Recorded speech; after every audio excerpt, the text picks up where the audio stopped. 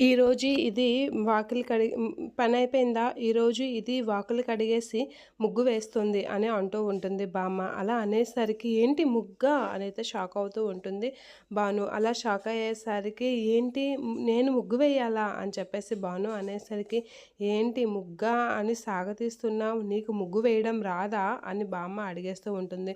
అమ్మో! రాదంటే ఏం చేస్తుందో ఏంటో వచ్చు బామ్మ అనైతే నవ్వేసి ఊకొట్టేస్తూ ఉంటుంది భాను.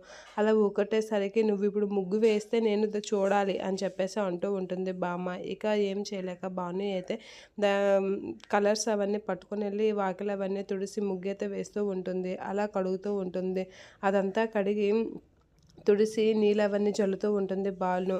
అలా భాను నీళ్ళు అవన్నీ చల్లి ముగ్గు వేయడానికి అయితే రెడీ అవుతూ ఉంటుంది. అలా కల్లాపు అవన్నీ వేస్తూ ముగ్గు వేయడానికి కలర్స్ అవన్నీ అయితే దగ్గరికి తీసుకొని వచ్చి ముగ్గు వేయడానికి రెడీ అవుతూ ఉంటుంది భాను. అలా తను అయితే ముగ్గు వేస్తూ ఉంటుంది. ఇక భాను అయితే చాలా కష్టపడి ముగ్గు అయితే వేస్తూ ఉంటుంది.